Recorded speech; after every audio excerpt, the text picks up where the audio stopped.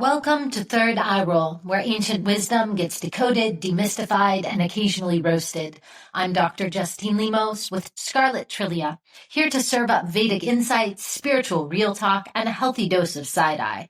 Each episode, we're diving into Vedic astrology, Ayurveda, Tantra, and the weird beauty of being human, with segments like cosmic, current events, Storytime with the Vedas and Shastras, WTF is that? And a mystic mic drop to leave you lit. No gurus, no fluff, just the good stuff. Welcome back to Third Eye Roll. Welcome, Scarlet. I'm Dr. Justine Lemos. We're here to talk about all things cosmic and biological, as well as what's happening in the sky right now. And with everybody's favorite fashion pick, movie pick, and music pick of the week as per the Vedic astrology transit. How are you doing this week, Scarlett? Doing all right. I would be lying if I said it was my easiest week, but it's actually a lot of big things are happening. So that's good. That is good. Yeah. We just had a full moon yesterday. Let's start by talking about the full moon and then talking about Jupiter's big movement into Gemini tomorrow. So yesterday was the full moon, and the full moon was in a place in the sky that we call Vishakha Nakshatra. And Vishakha, it's kind of one of these star signs in Vedic astrology. There are 27 star signs, and it's one of the ones that, I have never really vibed with. I don't know why. Yeah, it's funny how that happens, that there's some where I can never remember who their ruler is, or I can never remember the story. And Vishakha is one that I often have overlooked. It's gotten clearer lately. But before we get into the nakshatra, I think we need to there's been a little bit of confusion actually between always between the Western and I guess the better way of saying it is the tropical and sidereal astrology folks. But even we were a bit confused because this full moon occurred very close to the edge of two signs. That's and so right. If you are following lots of different astrology publications or podcasts or whatever, you've probably been hearing people talking about full moon in Scorpio. For a moment, we also thought maybe the moon was going to be full in Scorpio just at the very beginning instead of the very end, because there's a bit of a gap between the two systems. But this actually occurred in the final degrees of Libra. But the fact of the matter is that if the sun is in Aries, the full moon must be in Libra because they have to be on the 180 degrees axis.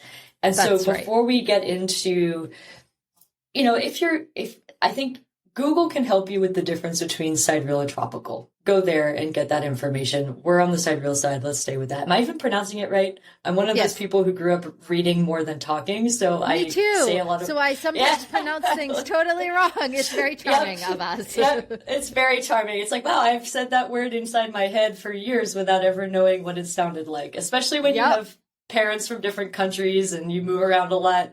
So I still know how to pronounce compost. How do you pronounce compost?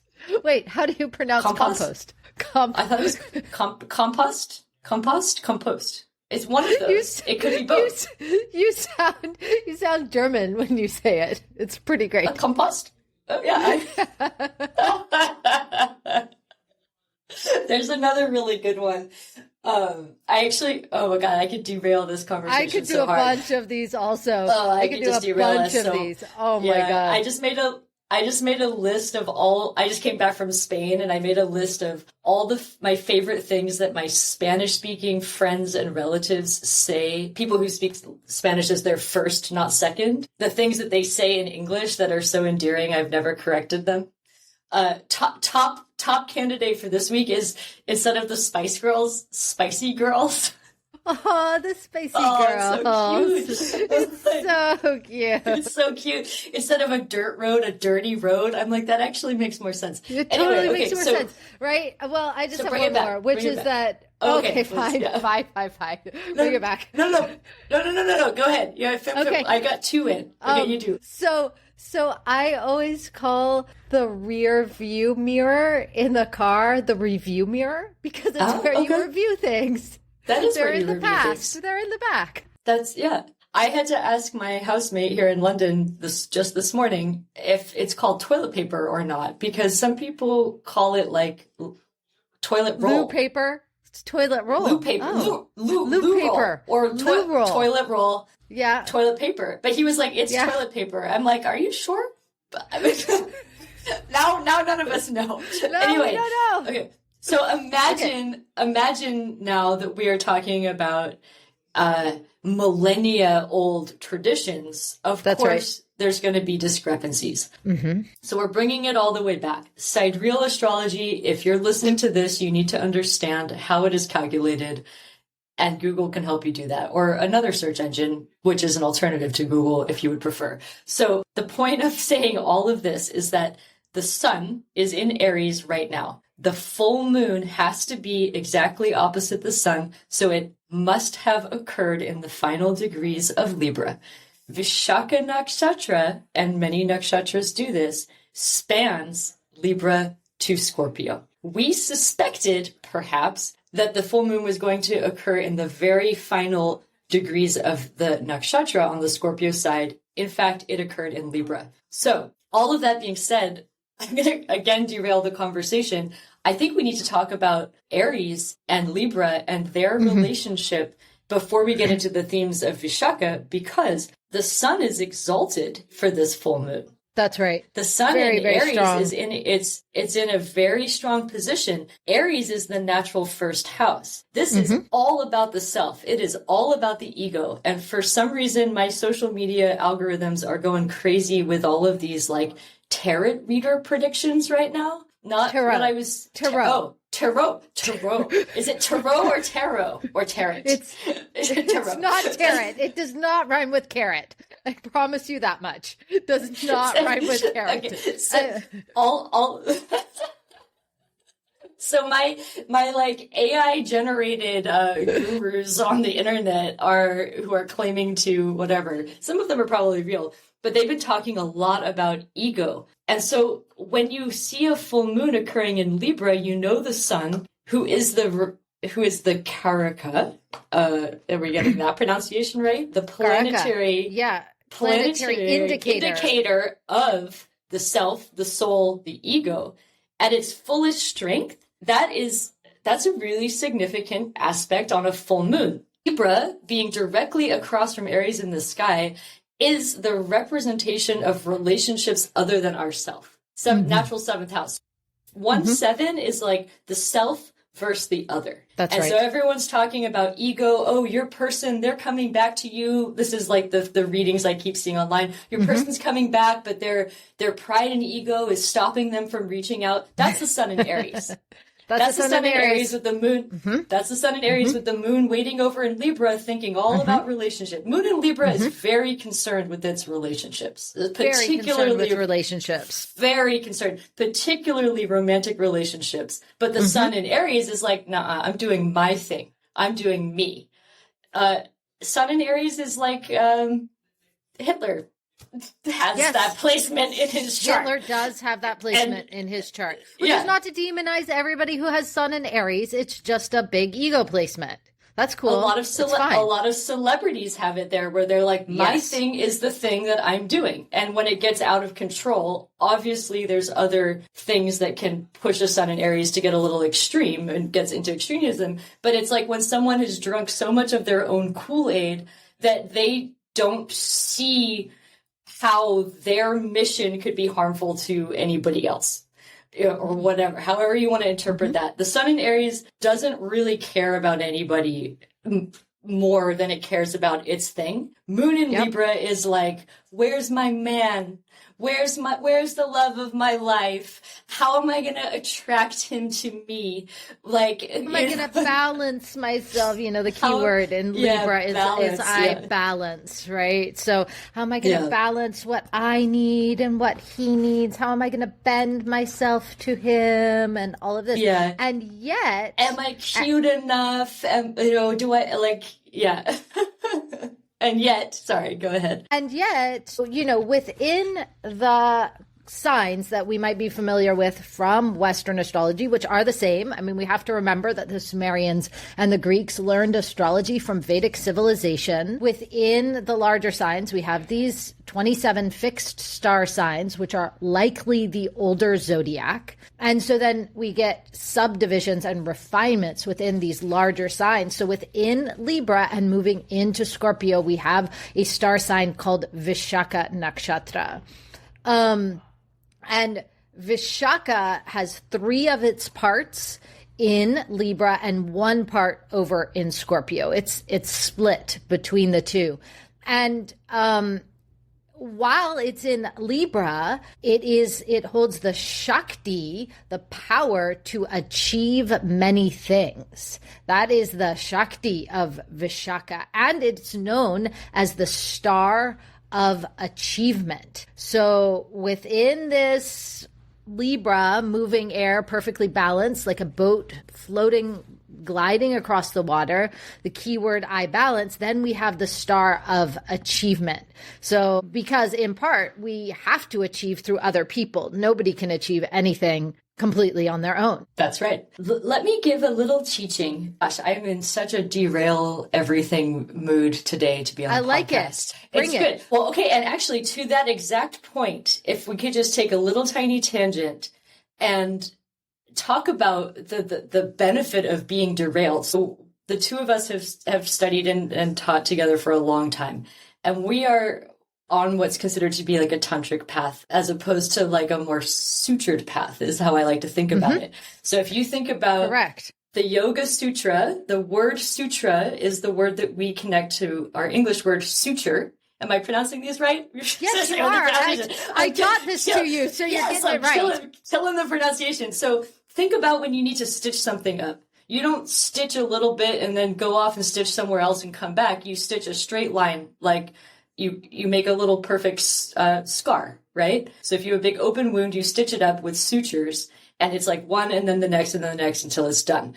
Patanjali's Yoga Sutras are like, you do this and then you do this and then you do this, right? And they're given in a particular order, which isn't to say that everything isn't happening all at once, but they're given in a logical order that is progressive. And it's kind of we could say this is the masculine approach, right? And in terms of like, masculine logic, as compared to a more Shakti, a more feminine, a more tantric path, which is on the surface chaotic because it's kind of networking things together and not going, okay, step 1, step 2, step 3.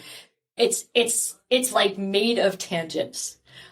I don't know how to explain this better, but I do. I think sometimes to use the term from social theory, that Deleuze and Guattari coined, it is rhizomatic. So that means it has the ability to move from any one place to any other place within this great web, or a rhizome like mycelium underground, right? And the classic example of that, which is rhizomatic, is the interweb, that you can go from one place to any other place in an instant. You don't have to move in a straight line, right? And the rhizome itself has the power to be, or potential power to be, disruptive to social structure. I love it. And right? I mean, we could really test this theory. The two of us, particularly when we are teaching together, our poor students, we operate, but like, it's like you could give us any word, any topic, and we could go anywhere. Anywhere. We could go anywhere and we could bring it back, or we could just keep going from anywhere to anywhere. And if you stay with us long enough, you'll learn everything. That's right. Or everything that we have to teach. Maybe not everything. That we have maybe to teach. Everything. Well, I mean, yoga, it's pretty fast. Maybe everything. Maybe everything. Okay, so what were you saying about the sutras versus the tantras? Bring it back to Vishakha. Bring it back. Yeah, I'm bringing it back to Vishakha. There's a lot of technical teaching that we don't have time to do around literally kind of the mathematics and the logic of these charts. There is a sutured approach to learning Vedic astrology. You shouldn't expect that from us, but I highly recommend, if you are deeply interested in this science, studying with teachers in India, from India, and going, step 1, step 2. I've done that as well. It is excellent I have for learning.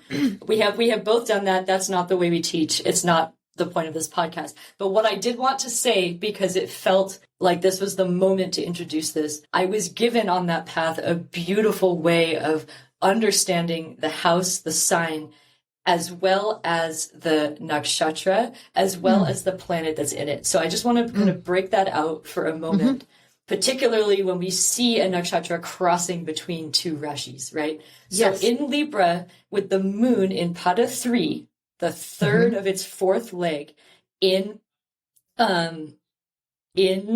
Libra. So you've got Libra ruled by Venus. You've got Vishakha, the nakshatra, ruled by Jupiter. And then each pada is additionally related to another division of the chart with another planetary ruler. Pada 3 would be who? I'm actually not even able to remember that right now. I believe it is, and there's a mathematical formula for knowing this. There's a mathematical formula. But what we're saying, so the way this was taught to me is, it's like you have a plant pot, and it's Mercury. It's Mercury. So you have the Mercury. Pot. The pot is Libra, ruled by Venus. The soil is the nakshatra, ruled by Jupiter. The pada is Mercury, or is related to Mercury. So there's like these layers of planetary influences, and it can get really, really nuanced. Of course, when a nakshatra splits signs, pada 4 of Vishakha is ruled now by Mars because it's in Scorpio, then Jupiter, and then Ketu, right?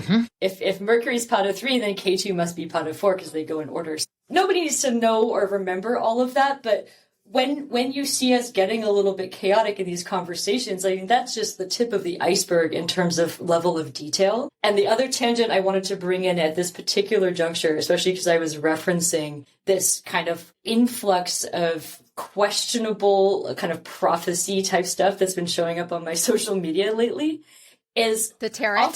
The tarot. I mean, I'm in England right now. There's a lot of different ways you could pronounce any of these words. I did a tarot reading. There's a tarot reading. So,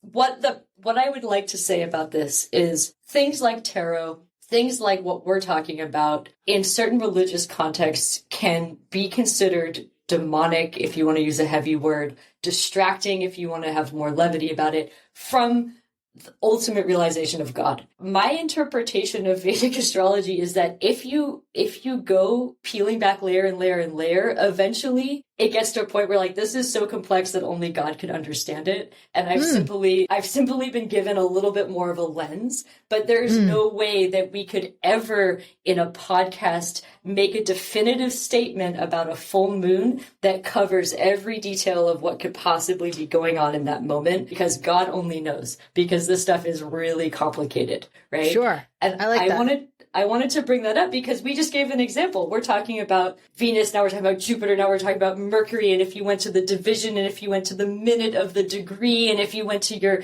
geographical location, and if you interpreted your own chart, and, you know, it's especially on this Aries Libra axis, it's like the self, the other. There's so much complexity here, and that is all to say we are doing this for fun. This is just for fun.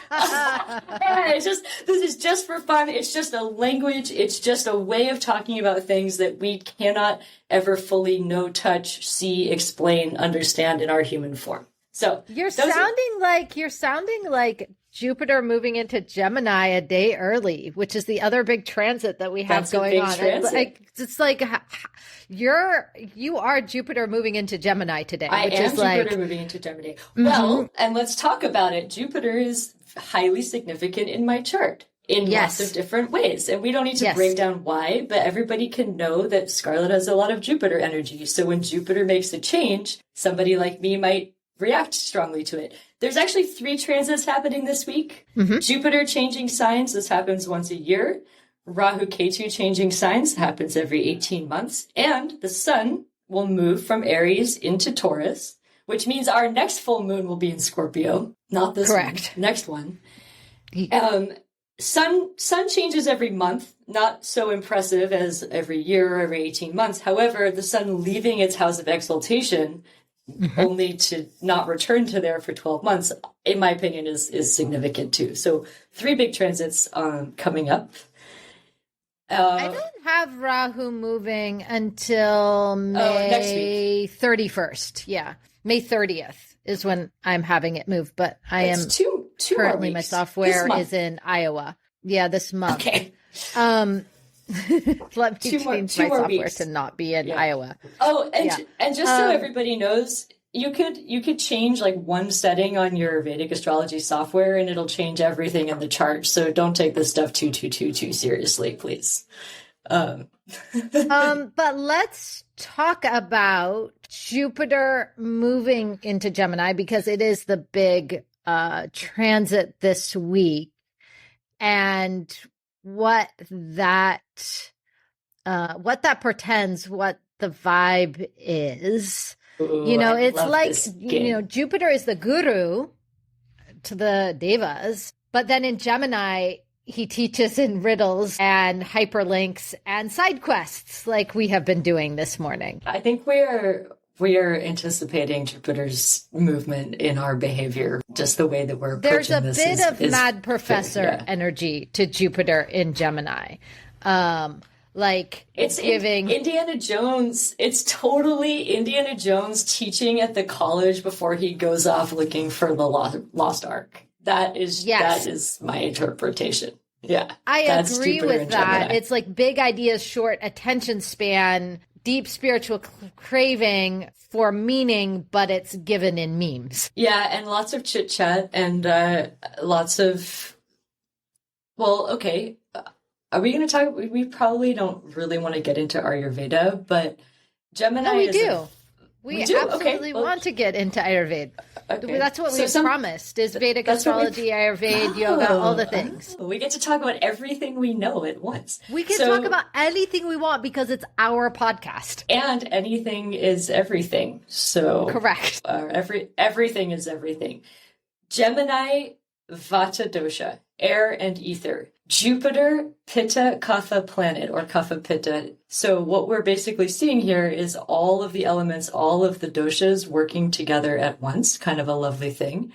But with that Gemini ruling the space that Jupiter's entering into, you're going to see quickness, movement, chit chat, changing topics, lots of tabs open, change your mind, come back, that kind of, gotta run, papers everywhere. It's Indiana Jones. I'm sorry. It's totally Indiana Jones, whose real name is Junior. Right. And so Gemini is the sign of the twins, right?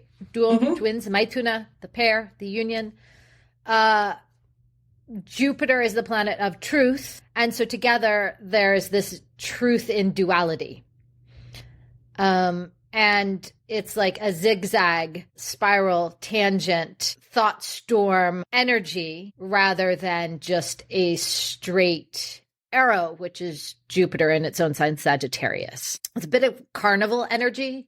It's a bit of a, and I was going to talk about the myth of, the juicy myth of Jupiter, Mercury, and it's the moon. And the moon. It's very important. All of the planets have relationships with each other. And it gets confusing because sometimes they represent so many things that you're like, wait, how could the moon be doing so much stuff at once? And in this myth, the moon has a masculine form in both. In the mythology of Vedic astrology, most pathways, the moon in the mythology is masculine, but holds the space of the feminine. So just be okay with that. You just got to be okay with that. Yeah. And then when we look at the TTs, it's not. But anyhow, so the moon, shall I tell this myth? Yes, tell this myth. And so what we're doing is personifying the planets into basically like people, like characters who have relationships with each other. So that we can relate to them. It's hard to relate to a rock in the sky, but it's easy to relate to characters and stories, right? And this teaches us something about ourselves because the planets are inside of us. They are, of course, our chakra system. So there's that. Okay, so once upon a time, long, long ago, far, far away, in a galaxy far, far away. Inside of each of us. So the moon, Chandra, is the mind and emotion and memory and receptivity. While Chandra is male in mythology, the moon is also the mother, also Soma, the nectar of life. And Chandra in mythology is very charming, creative, sensual. He's also very moody and inconsistent. And he has 27 wives who are the star signs, who are all sister wives. They all share one father. And Jupiter, whose name is Guru or Brihaspati, is wisdom and dharma expansion. He is the spiritual teacher. He is the husband to just one wife, who is Tara, whose name means star. And he represents divine knowledge and the higher mind and clarity and ethics and long-term vision. And so Chandra, 27 wives wasn't enough for the great playboy, the moon. And actually, in one telling of the story, the thing is that Jupiter is so upright and righteous and full of dharma that he is off doing puja, doing religious worship all day long every day. But Tara is not very impressed by this because she's left at home and neglected. And so Chandra, the moon, who's this great playboy, either abducted her or seduced her, or both hands. We don't know. And so they go off together, Tara and Chandra, and she gets pregnant. And when it is revealed that she is pregnant, Jupiter and Chandra both claim the child as their own. Jupiter says, well, it's mine because I'm married to Tara. And Chandra says, well, it's mine because I had sex with her. And we have to remember there's another important part. It's because when Mercury is born, and Mercury, of course, is Quicksilver, and Mercury is the analytical mind, logic and communication, youthfulness and wit. He is so brilliant.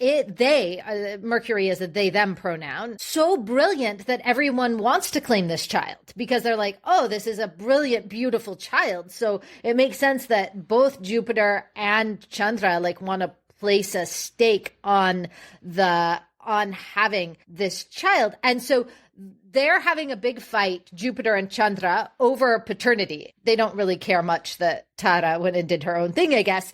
And eventually the gods intervene and ask her. So each one is claiming the child, vocally.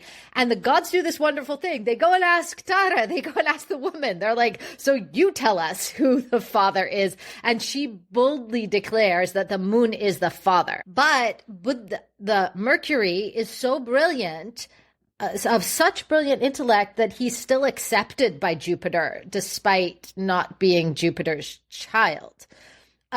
So Jupiter and Mercury don't get along very well in astrology because of this myth, and because Jupiter is wisdom and tradition and belief, and Mercury is logic and debate. And so it's a clash between faith and facts and intuition and analysis. So we have Jupiter moving into the sign, Gemini, that Mercury rules over.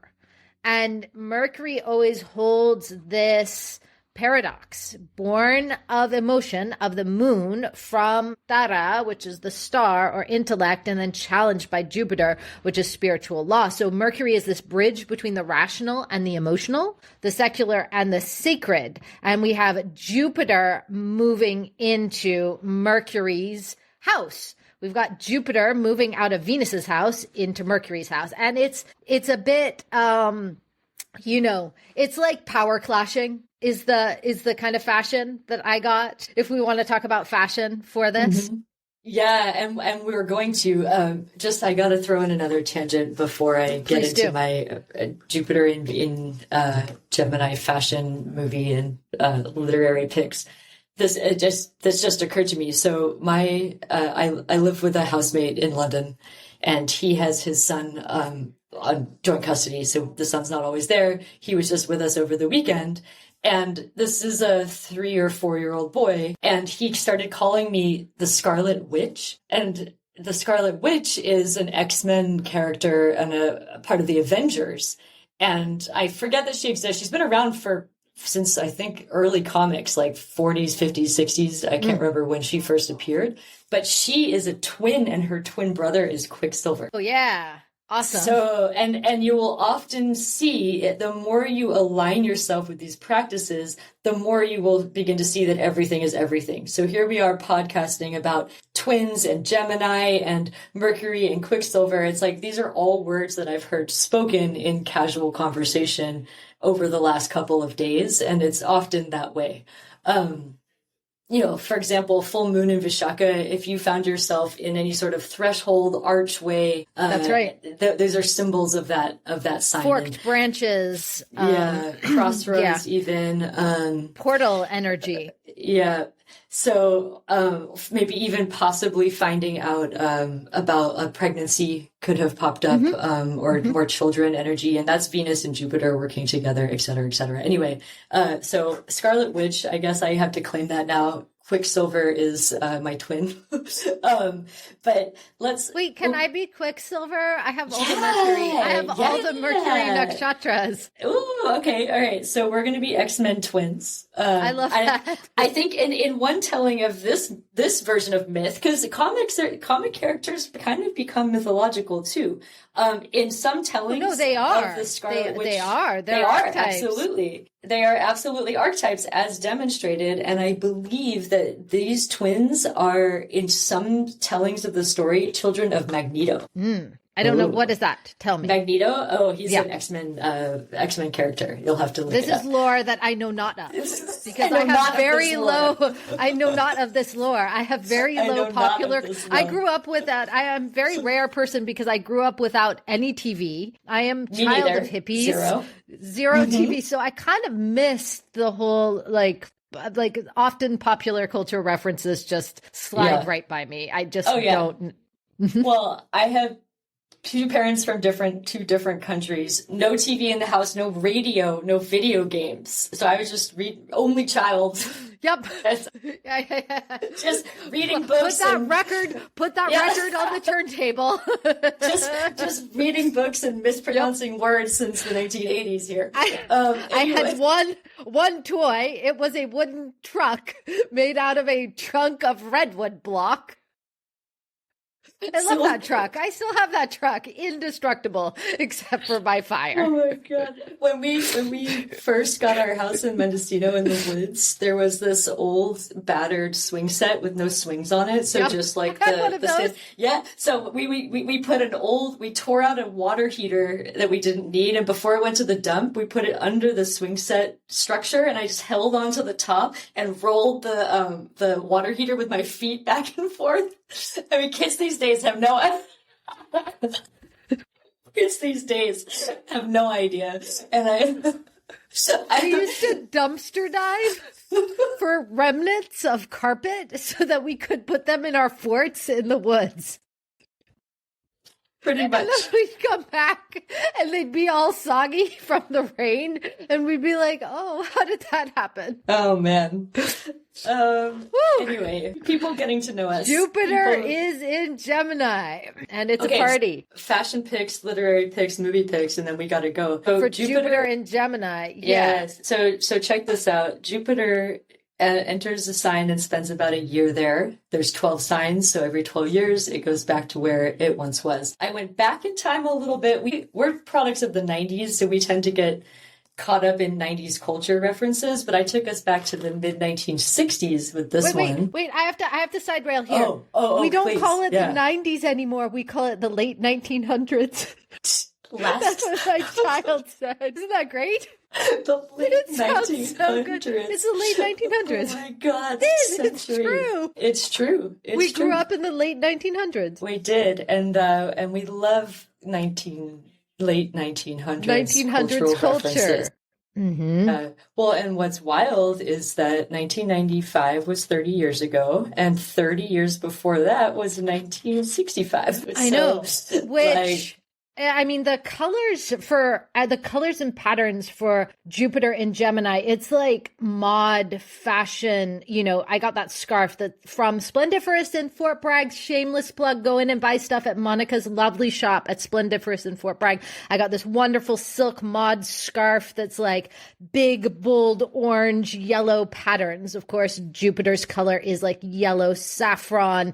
And it's like those late 1960s mod bold pattern mini dress is what I'm feeling for the fashion pick. Absolutely. So Jupiter entered Gemini. I haven't actually looked at a chart, but by my own math, around 1965, 1966.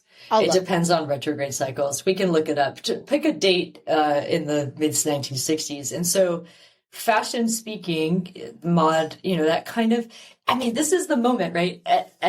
Again, a tangent, but this all adds up if you can follow us on this path. Whoa, sorry, 1 second. May 30th, that's what I just cast. 1965, Mercury, Jupiter, Moon, Sun, Rahu, and Venus were all in Taurus. Holy moly, that's crazy. That's a crazy chart that I just cast. That's a crazy chart. Wow. So it would have been 66 then that we could reliably say that Jupiter was in this Gemini placement. August 1965. So there we are, okay. Mercury in Gemini.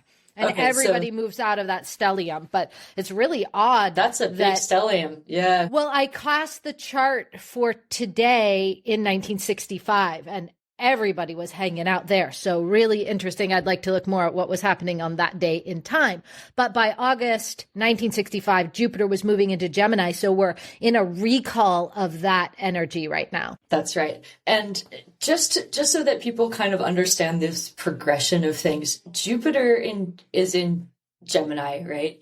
After Gemini goes to Cancer, where Jupiter becomes exalted. So the year before that transit is kind of like this predecessor to Jupiter's absolute strength. And that would have been around 1967, right? So now we're getting into Summer of Love, where absolute radical transformation at the level of spirit, at the level of learning and kind of, we're talking about student revolutions, we're talking about revolutionary music, we're talking about widespread popular use of psychedelics, things like that. This is occurring. So leading into that is a little bit of a disruptive energy of people, and when we first started talking about this topic, how do we assign fashion and culture to a transit? I'm thinking about late 1965, most of 1966. This is like people getting ready for a revolution. This is people who are starting to put the pieces. It's fragmented. They're maybe on a college campus if they have the privilege to be there. There's a lot of texts. There's a lot of paperwork, right? They're pulling together these threads. And when they really get to this critical mass of information and communication, then there's this massive revolution that occurs in arts, culture, music, all around the world, right? And so I just thought that was really interesting to kind of look back to. And the mid 1960s, that's pre-psychedelic fashion, right? It's not all hippie, long hair, flowing skirts yet. It's like what we're saying. It's bold, it's bright, it's mini bold, skirts. Bright. It's girls wearing mini skirts. Yeah. Like it's a little bit of a beehive hairdo still. It feels buttoned up, but under the surface, everybody is starting to break apart. Family structure of like nuclear family. It's like Mad Men, but it's Mad Men with this haunting energy. Like if you watch Mad Men, there is the energy of the late 60s, like coming in with like all of a sudden they're chanting Hare Krishna and like bugging out and trying psychedelics. And like, there's all this undercurrent of counterculture that is coming into the mainstream. And we're seeing this also with a really massive, with psychedelics coming on board legally in Colorado, in Oregon, possibly in California coming up, we'll see. But the same sort of energy is revisiting right now, while on the surface, there's like really massive, obviously conservative culture is having its place, but it's very similar energetically to like 1965, 1966, 1967, and then we're into Summer of Love and Revolution. Yeah, and exalted Jupiter, right? And so in the mid 60s, before this was really coming all the way into the mainstream, like psychedelic experimentation. Think about like Ramdas. Think about Timothy like Leary, Alan Ramdas. Watts. Yeah. And they're doing it at the university, right? Exactly. Jupiter in Gemini at the university. Indiana Jones is teaching, and then he's off. Intellectual. Yeah, it's like the teacher hanging out with its students kind of energy is it's very intellectual. It's scattered, but out of enthusiasm. Really fun. So I threw a couple of I didn't check the publication dates, but energy in terms of culture for this is like Bob Dylan song lyrics. Yeah, exactly. It's like been down so long, it looks like Up to Me type novels. Yep. It's not electric Kool-Aid acid test yet. No, that's later. That's the 70s. This is like the oh my gosh, it's like the analog phase almost. It's like the beatnik generation. It's like just after the beatnik. Like that, yeah. Yeah, it's like rambling poetry kind of energy. Yeah. But Bob Dylan really came to mind. He did a tour in 1966. So he did a tour with this placement. And you can go ahead and just look that up. Look up Bob Dylan 1966 live tour and spend some time with that if you want to get a taste of what this and I could go with other examples, but I mean, you got it. If we're talking about the mid 60s, you got to shout out a civil rights movement, right? I mean, this is 100%. And that's Jupiter moving into Gemini also. Yeah, it's a whole new paradigm. And we don't have the time to really give grace to that part of history on this podcast at minute 42, 43 in a second. But if you're putting context around something from that time period, that's a really important piece of it. So, you pull up a chart. What are we looking at here? We're looking at August 8th, 1965. This is right around when Jupiter moves into Gemini. Yeah, he's 0 at degrees. 30. Yeah. Yeah, he just got there. Interesting. Very interesting to see this in context. I don't know if we want to read a chart live right now. No, we don't. But... And everybody's not seeing it. I just threw it up so you could see what's happening so you could see what I'm seeing. And then, so what about film? It's like something quirky. It's something intellectual. It's like a Wes Anderson film, probably. What year did The Graduate come out? I don't know, but that's a really good question. I'm going to look that one up right now. 1967. The Graduate was filmed under this placement. The Graduate was being produced with Jupiter in Gemini. I remember having that thought the other day. And Benjamin is freshly out of college. I just looked it up, right? He doesn't want to follow his parents' advice, and then think about the myth we just told. This is now... Yes, I know. I was just thinking about that. So if you haven't watched The Graduate, you can go ahead and kind of tap into that too. So these are some of the things that were produced or in production at this time period. Yeah. And I feel like the music is like, it's Esquivel's Space Age Lounge. Do you know that music? It's like from Esquivel is amazing. It's Space Age Lounge music from the 1960s. And it feels like the Jetsons soundtrack done really well, played by orchestra. Oh, okay. But I'll send you some. But it's exactly this. It's like, it's like what you would feel like if you were in a lounge in the future imagining of the 60s. Like the Jetsons, that's like the future is we're going to be running around on our little airplanes and do it, but we're still in this family structure. Another one that just popped to mind, and you can correct my pronunciation. He's American, so we're going to go with Herb as the correct pronunciation. Could be Herb Alpert. Yeah, go with Herb. Yeah. Herb Alpert would be a great soundtrack reference as well, similar to what you're describing. I would check that one out. His band was called the Tijuana Brass Band. Yes, exactly. Yeah. And so Esquivel is like late 50s, early 60s, mid 60s. and he is known as the king of space age pop, or the Busby Berkeley of cocktail music, considered one of the foremost exponents of a style of quirky instrumental pop that became known in retrospect as space age bachelor pad music. Yeah, that's totally it. I'm going to send you some because you're going to love it. Great. And I sent you all this great music yesterday, but that's when we were a little bit confused about where exactly the full moon was happening. Yes, but I think it was still pretty on point. Also, Gemini, Outcast, very Gemini, Dre 3000, and innovating, wild, expansive, especially that like new flute album, which is, but definitely Outcast. That's a great one. That's great. And totally. I mean, what was 12 years ago? Well, 24 years ago, they would have been really kind of in a rise to fame with Jupiter in this placement. Yeah, absolutely. Yeah, they're kind of laid the groundwork in the 90s, in the late 1900s, and then late 1900s. Isn't that great? Yeah, it's also it's also like high fashion does low fashion. So, runway gutter punk kind of energy. That is what's happening with this movement into Gemini.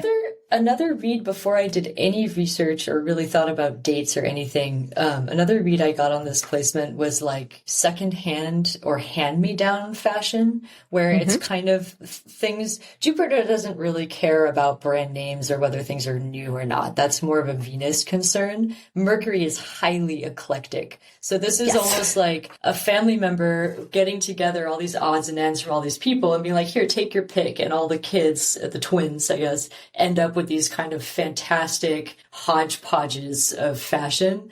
That's what really came through. And there's very much an intergenerational and blended family dynamic as well going on here. Jupiter loves kids. He's loving a kid that's not even biologically his in this case, right? Anyway, lots to think about there. But all right. Well, that was good fun. There's also the film. Have you seen the film Everything Everywhere All at Once? Not in its entirety. Well, because who wants to? It's like Gemini multiverse fever dream. And so that's a film that we could look towards for this transit, deep questions about absurdity, and expansion through duality, multiplicity, bagels, those things. So those are some of the film picks. We will be back next week for more astrological, Ayurvedic, and tantric updates from our world, as well as everybody's favorite fashion pick, movie pick, and music pick for the astrological transit, as well as Vedic and Shastric and Puranic and myths. We might tell myths. I might tell myths from all over the world. I am non-denominational in my myth picking, but I absolutely love stories and story frameworks, and I'm a collector of stories. Ooh, one other thing I want to say. Yesterday, moving towards the full moon, I went on a walk here at Navarro Headlands, and check this out. I saw a pod of 100 dolphins. Very rare here to see dolphins. And there was the biggest pod of dolphins. We're on the Pacific Northwest, on the Mendocino coast, and we see whales a lot. But this was a huge pod of dolphins moving south. They were breaching. They were jumping. The ocean was really flat. They weren't super far out, but they weren't super close in. But there was distinctly, and there was about 100 dolphins jumping. Oh, that's amazing. And I mean, this feels like my cue to just remind everyone that the moon does control the tides, whether you believe in astrology or not. You probably do if you've listened this far into the podcast, but I'm not there now, but having lived in a coastal town for a long time, the full moon, the new moon, you're going to see big changes in the tide. And seeing a pod of dolphins at that kind of maximus is like everything's rising to the surface, right? Yeah, and it was like that. They were right at the surface. At first I was like, is there something feeding out there? And then I just saw this whirling, swirling mass, and they started jumping, and there were literally over 100 of these, probably common dolphins. But this is what we call a nimitta, or like an omen, to which my child says, yeah, I saw my toast this morning. Was it a nimitta, Mom? But, you know, it has to have a certain currency and electricity, a charge, and actually knowing what is a nimitta is a fine art. But it felt like nimitta of full moon, of this like playful, ludic energy, of water energy playing in and out of the water. And so I think Jupiter moving into Gemini is like, all right, let's have fun in the chaos. Mm-hmm. Interesting. Have fun in the duality. And let's be wise even as we behave chaotically, which is kind of another theme for this podcast, where you could listen to this for an hour and say, did they ever get to the point? It's like what is the point? What is the point? Every point is the point. Every point we've been learning all along. And if you stay with it long enough, you know, you'll... I guess I should put in a shameless plug for my Chandra Jyoti Vedic astrology study group that meets once a week, that is linear in fashion, and that people can join at any time, but is actually learning the nuts and bolts of Vedic astrology from beginning. What are the planets? What are the signs? What are the houses? What are the star signs? And this is not the venue for this. This is where we just chat about. This is applied. This is applied, and you get to apply these things once you have studied them in a linear fashion, right? You don't go straight to the chaos. You learn the routines, and then you do the interpretive dance, right? That's right. We're doing the interpretive dance. We're doing the interpretive dance. And it sounds like we have no idea what we're talking about, but this is the result. I think it sounds like we really know what we're talking about. It's both. It sounds like we can't hold a theme, but the fact is that we're holding all the themes at once and letting them express themselves, kind of like 100 dolphins. Kind of like 100 dolphins swimming. That is our thought for the day. Jupiter moves to Gemini, full moon in Libra. We'll be back next week, probably talking about Rahu's movement backwards. We'll talk about that. Aquarius. Rahu it's probably and Ketu. Rahu and Ketu changing signs. Can't forget about Ketu. Yep. Yeah. This is big. So tune in next week. Join us for another episode of Third Eye Rule, where cosmic wisdom gets discussed and occasionally roasted. Bye. Bye.